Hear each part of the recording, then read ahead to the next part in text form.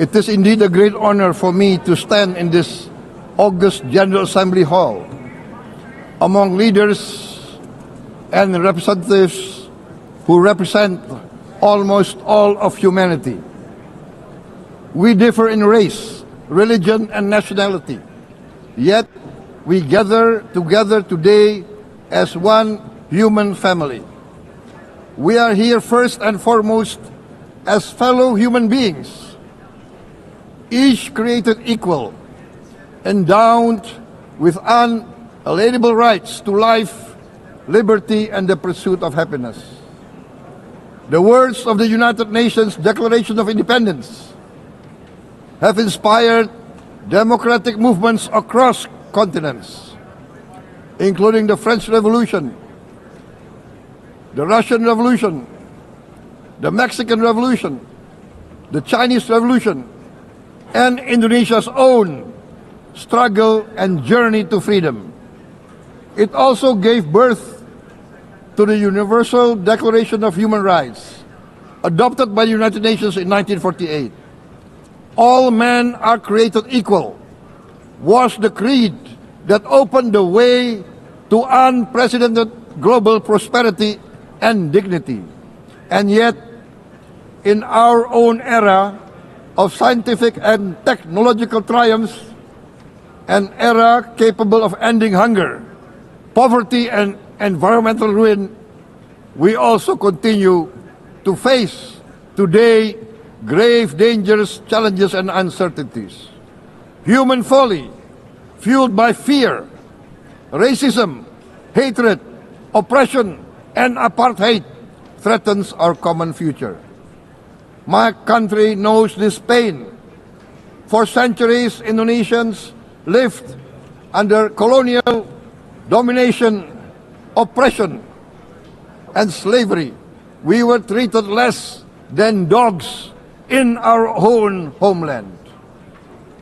We Indonesians know what it means to be denied justice and what it means to live in apartheid, to live in poverty, and to be denied equal opportunity. We also knew what solidarity can do in our struggle for independence, in our fight to overcome hunger, disease, and poverty. The United Nations stood with Indonesia and gave us vital assistance. Decisions made here based on human solidarity by the Security Council and this Assembly gave Indonesia independence, international legitimacy, opened doors, and supported our early development through the efforts of the United Nations Children Fund, the United Nations Food and Agriculture Organization, the FAO, the World Health Organization, and many, many other United Nations institutions.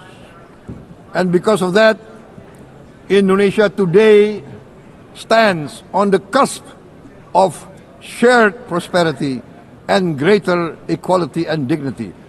Madam President, Excellencies, our world today is driven by conflict, injustice, and deepening uncertainty. Every day we witness suffering, genocide, and blatant disregard for international law and human decency. In the face of these challenges, we must not give up. As the United Nations Secretary General said, we cannot give up. We cannot surrender our hopes or our ideals. We must draw closer, not drift apart. Together we must strive to achieve our hopes, our dreams.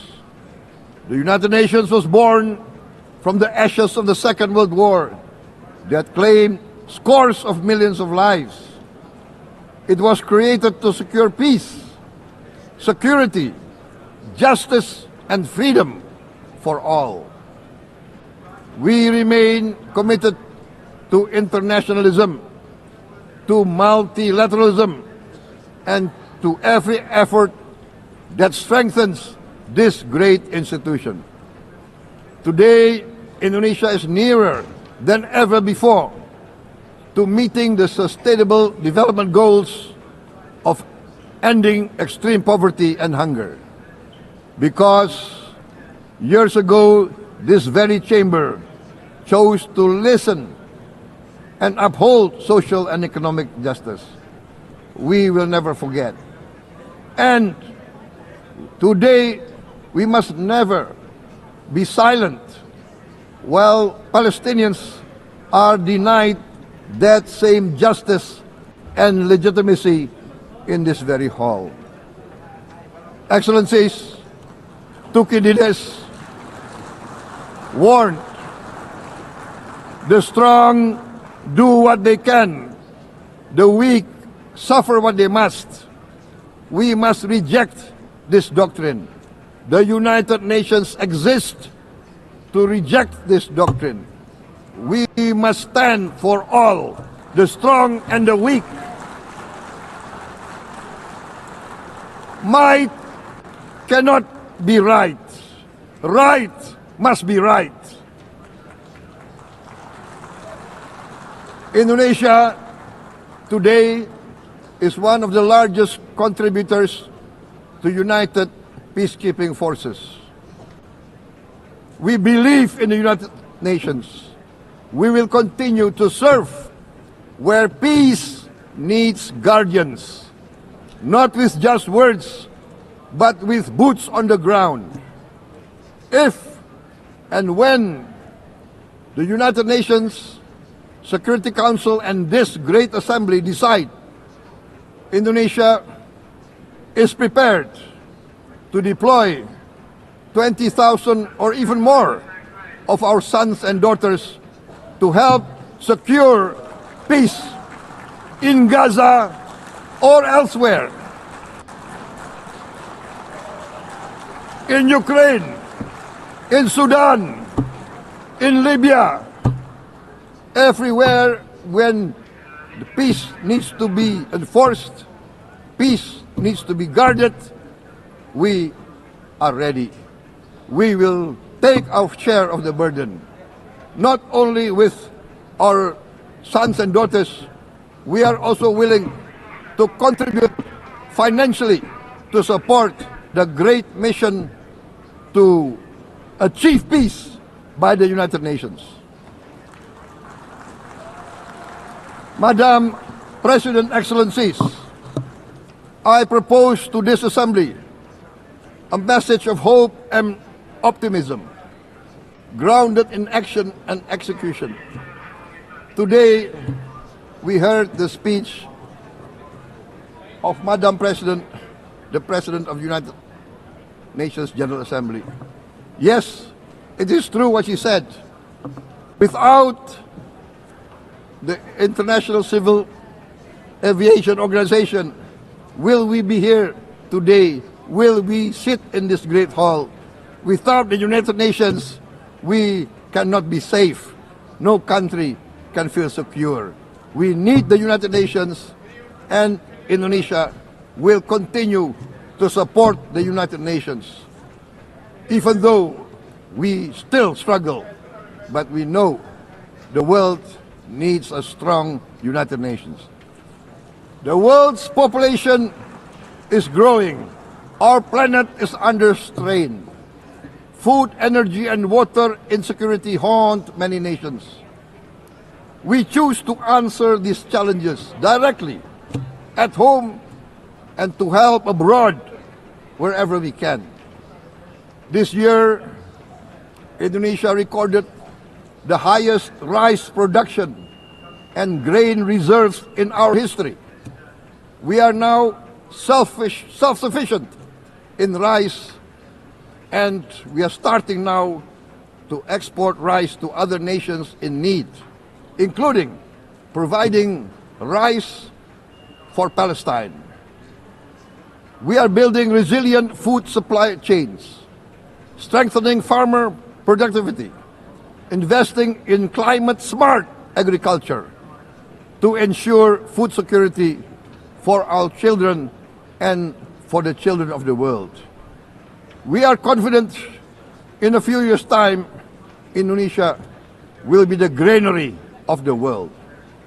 As the world's largest island state, we testify before you that we are already experiencing the direct consequences of climate change, particularly the threat of rising sea levels.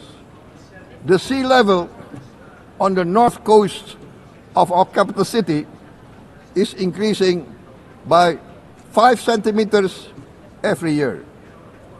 Can you imagine in 10 years? Can you imagine in 20 years? For this, we are forced to build a giant seawall, 480 kilometers in length. It will take us maybe 20 years, but we have no choice. We have to start now. Therefore, we choose to confront climate change not by slogans, but by immediate steps. We are committed to meeting our 2015 Paris Agreement obligations. We aim to achieve net zero emission by 2060, and we are very confident we can achieve net zero emission much earlier.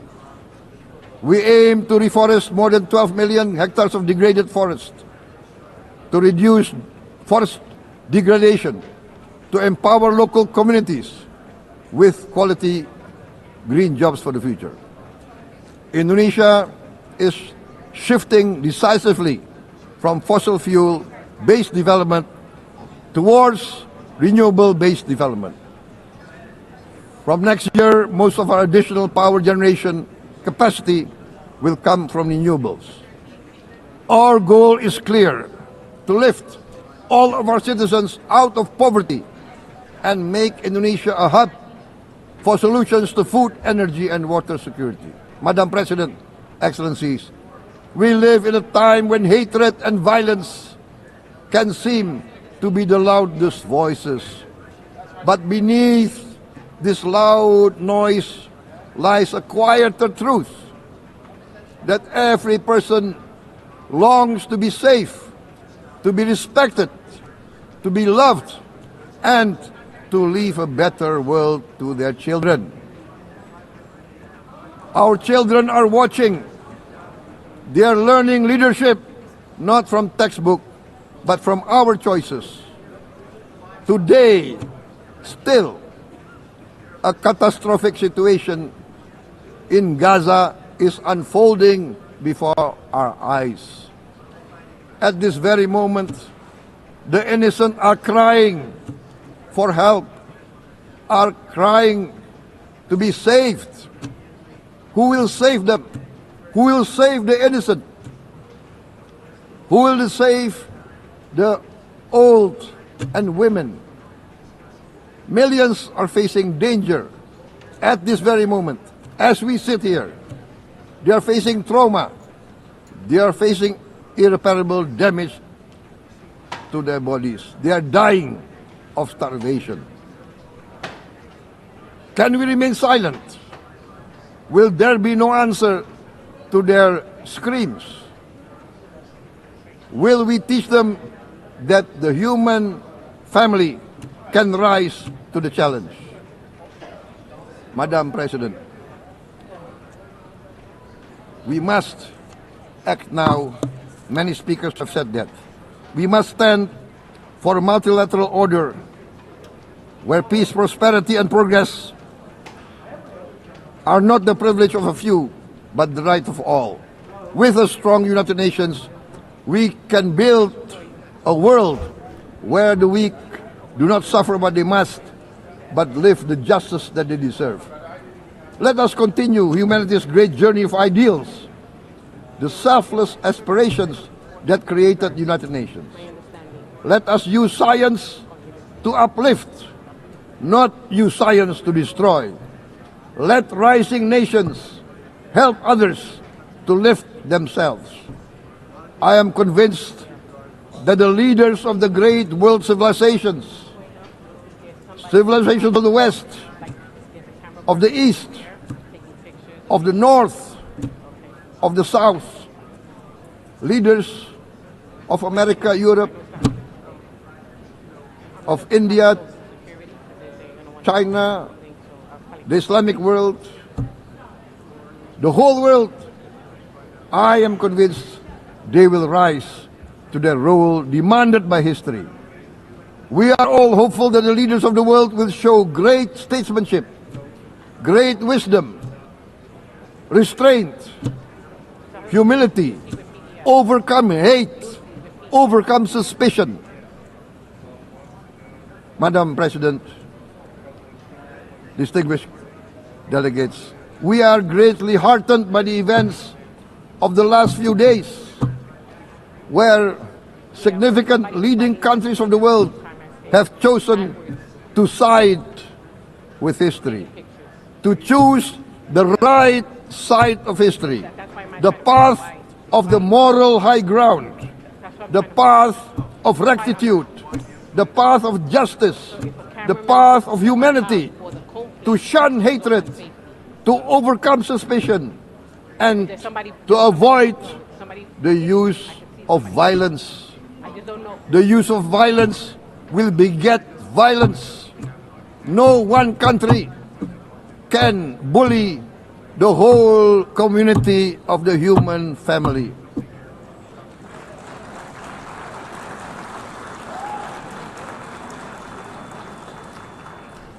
We may be weak individually, but the sense of oppression, the sense of injustice has proven in the history of mankind that this sense of injustice, this sense of oppression will unite into a strong force that will overcome this oppression, that will overcome this injustice. To close, I would like to reiterate again Indonesia's complete support for the two-state solution in Palestine. We must have an independent Palestine, but we must also recognize, we must also respect, and we must also guarantee the safety and security of Israel.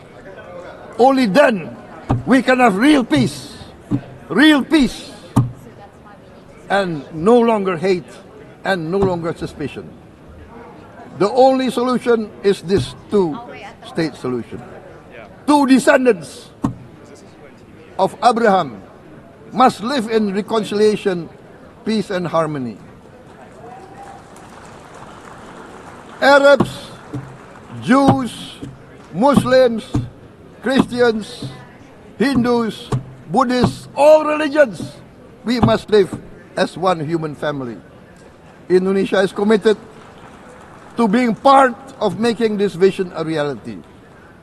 Is this a dream? Maybe, but this is the beautiful dream that we must work together towards. Let us work towards this noble goal. Let us continue humanity's journey of hope, a journey started by our forefathers, a journey that we must complete. Thank you. Wassalamualaikum warahmatullahi wabarakatuh.